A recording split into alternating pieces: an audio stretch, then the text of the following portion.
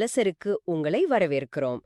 நாம இன்னைக்கு பார்க்க போற விஷயம் கொஞ்சம் சூடான விவாதத்துக்குரியது. ஆமா. ஈவே ராமசாமி, அதாவது பெரியார், கல்வி மற்றும் வாக்காளர்கள் பத்தி சொன்ன ஒரு கருத்தை மையமா வச்சு எழுதப்பட்ட ஒரு விமர்சன கட்டுரையோட உள்ள போக போறோம்.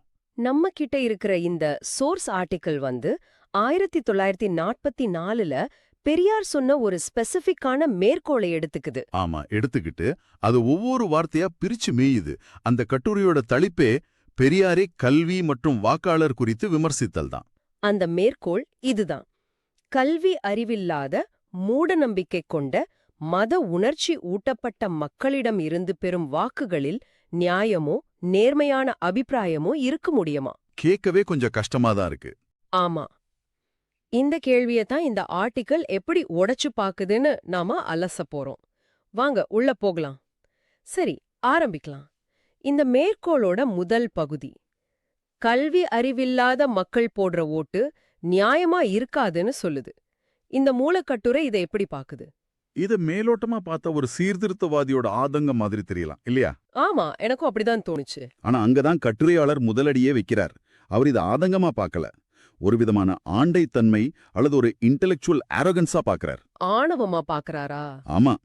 கல்வி அறிவில்லாதவன் அப்படிங்கிற வார்த்தையே ஒரு அகந்தையான வார்த்தைங்கிறது ஆசிரியரோட முதன் புள்ளி. அவர் என்ன கேட்கிறார்னா, கல்வி அறிவில்லாதவன் யாரும் கிடையாது. ஓ, கல்வி கற்க வாய்ப்பு மறுக்கப்பட்டவர் தான் இருக்காங்க. இது ரெண்டுக்கும் பெரிய வித்தியாசம் இருக்கு.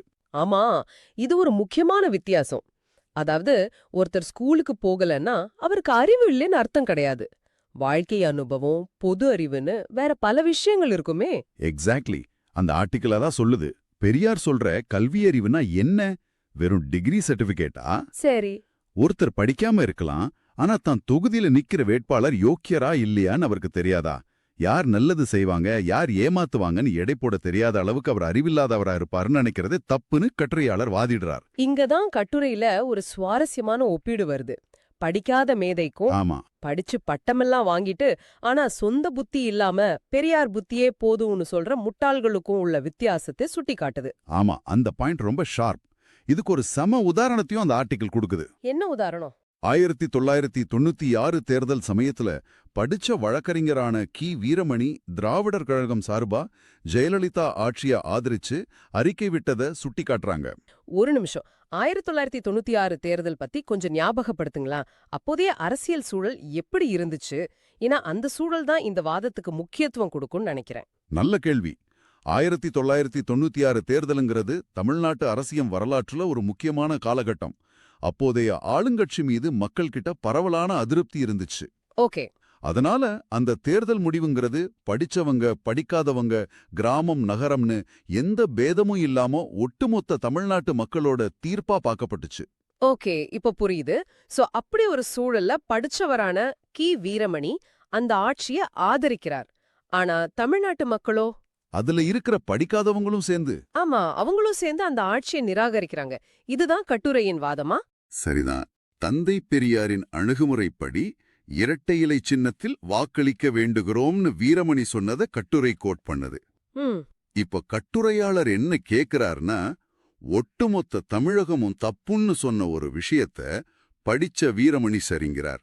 அப்போ இவரோட ஓட்ட விட படிக்காத ஒரு பாமரனோட ஓட்டு எந்த விதத்துல நியாயமில்லாதது? யார் ஓட்டுல நேர்மையான அபிப்பிராயம் இருந்துச்சுன்னு கேக்குறார். கரெக்ட். யார் ஓட்டுல நேர்மையான அபிப்பிராயம் இருந்துச்சு? வாவ், இது ரொம்ப பவர்ஃபுல்லான வாதம். அப்போ இந்த ஆர்டிக்கிளோட முதல் முடிவு இதுதான்னு சொல்லலாமா? ஒரு ஓட்டோட தகுதிய சர்டிபிகேட் தீர்மானிக்கிறதில்ல. நிச்சயமா இல்ல. அந்த வாக்காளரோட பொதுநல சிந்தனையும் நேர்மையும் தான் தீர்மானிக்குது. கரெக்ட். சுயநலம் இல்லாம நாட்டுக்கு நல்லது நடக்கணும்னு யார் ஓட்டு போடுறாங்களோ அவங்க ஓட்டு தான் மதிப்பு மிக்கது. அவங்க படிச்சவங்களா படிக்காதவங்களாங்கிறது ரெண்டாவது விஷயம். இதுதான் முதல் பகுதியோட சாரம். உணர்ச்சி ஊட்டப்பட்ட மக்கள். ஆமா. கொடுக்கிற ஓட்ட பெரியார் கேள்வி கேக்குறாரே, அதை எப்படி அணுகுது?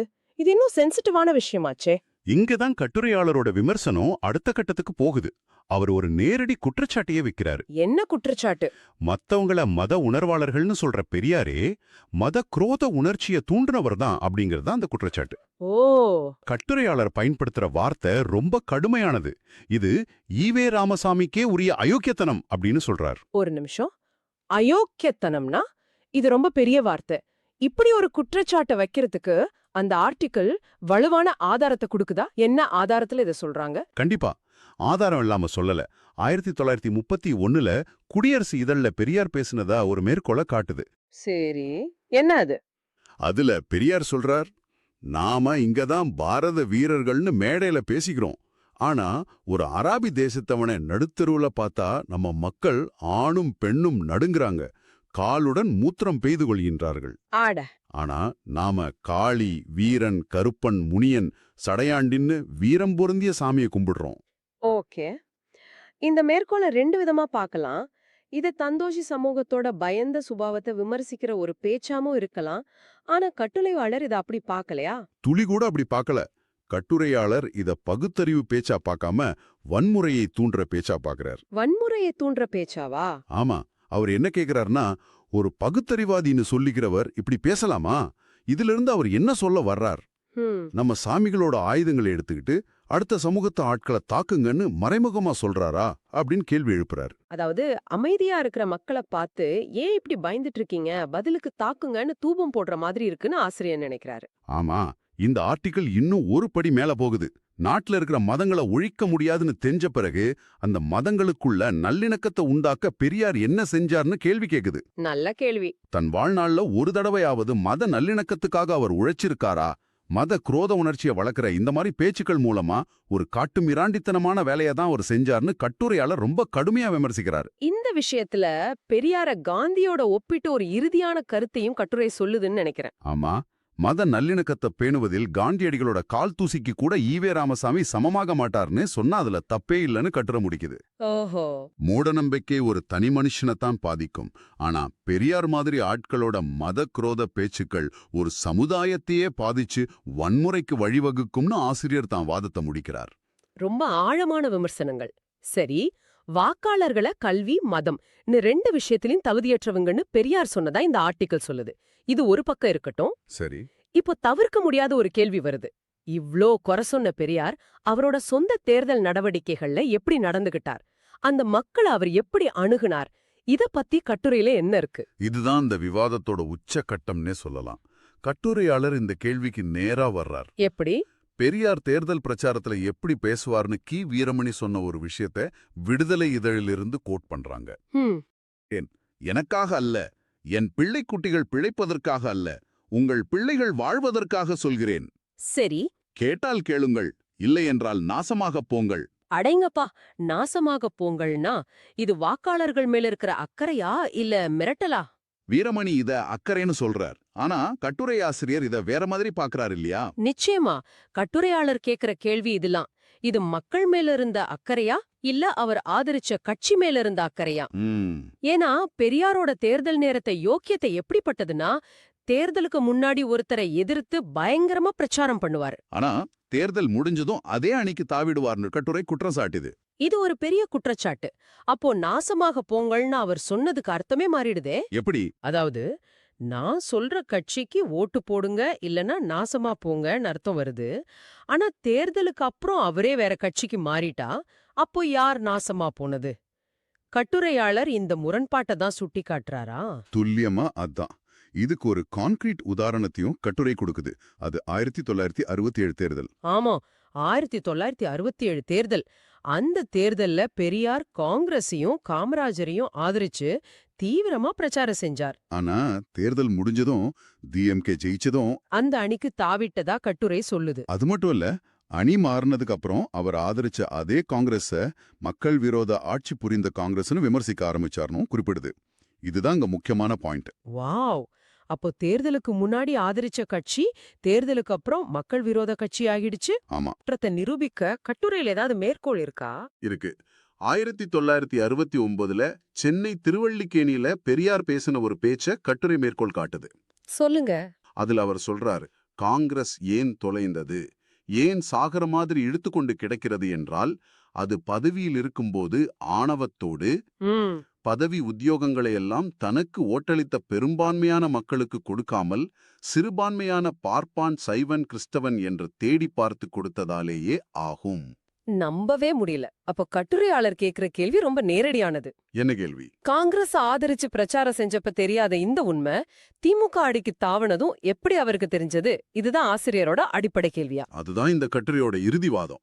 அதாவது ஒரு உணவு விமர்சகர் ஒரு ஹோட்டல வானலாவ புகழ்ந்து எல்லாரையும் சாப்பிட சொல்றார். சரி. அடுத்த நாளே அதே ஹோட்டல உலகத்திலே மோசமான ஹோட்டல்னு திடுறார். அப்ப அந்த விமர்சகர்கள் மேல நமக்கு என்ன மரியாதை இருக்கும்? ஒன்னும் இருக்காது. அந்த மாதிரி ஒரு விஷயத்தை தான் கட்டுரையாளர் இங்கே சுட்டிக்காட்டுறார். தான் அரசியல் நிலைப்பாடுகள்லயே இவ்வளவு முரண்பாடுகளையும் குழப்பங்களையும் வச்சுக்கிட்டு வாக்களிக்கிற மக்களை போய் மூடர்கள் மதவாதிகள்னு குறை சொல்றது எந்த விதத்துல சரின்னு கட்டுரை கேள்வி எழுப்பி முடிக்கிறது. அப்போ இந்த ஆழமான அலசல நம்ம தொகுத்து பார்த்தா இந்த விமர்சன கட்டுரை பெரியார் மேல 3 முக்கிய குற்றச்சாட்டுகளை வைக்குது. ஆமா.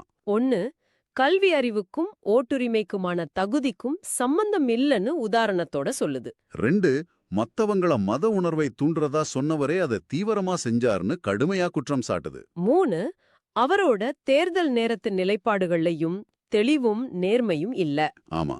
தேர்தலுக்கு பின் அணி மாறுறது மூலமா வாக்காளர்கள் மேல அவரை காட்டுற அக்கறை போலியானதுன்னு வாதிடுது. ஆக இந்த கட்டுரை முன்வைக்கிற மைய வாதம் என்னன்னா, பெரியார் மக்கள் மேல வச்ச தரக்கட்டுப்பாடுகள்ல அவரே தேர்ச்சி பெறலங்கிறது தான். ஆமா. அதனாலதான் இந்த கட்டுரை உங்ககிட்ட ஒரு முக்கியமான கேள்வியை விட்டுட்டு போகுது. ஒரு ஜனநாயகத்துல முடிவெடுக்கிற தகுதி யாருக்கு அதிகமா இருக்கு? ஒரு தலைவரோட வழிகாட்டுதலுக்கா இல்ல ஒரு சாதாரண வாக்காளரோட சொந்த அனுபவ அறிவுக்கா? ஆமா. ஒரு தலைவர் சுட்டிக்காட்டுற பாதை சரியா இல்ல மக்கள் அவங்க அனுபவத்துல இருந்து கத்துக்கிட்டு போற பாதை சரியா? இந்த கட்டுரை ஒரு தனிநபர் மீதான விமர்சனம் மட்டும்தானா இல்ல இது ஒட்டுமொத்தமா தலைவர்களோட நம்பகத்தன்மைக்கும் வாக்காளர்களோட உள்ளார்ந்த அறிவுக்கும் இடையிலான ஒரு பெரிய விவாதத்தை தூண்டுதா? நிச்சயமா தூண்டுது. ஒரு வாக்காளரோட முடிவை எது நிஜமாவே சிறந்ததா மாத்துது? கல்வி சான்றிதழா, தலைவர் மேல வச்சிருக்கிற அசைக்க முடியாத நம்பிக்கையா, இல்ல ஒருவேளை சொந்த புத்தியும் பட்டறிவும் மனசாட்சியுமா?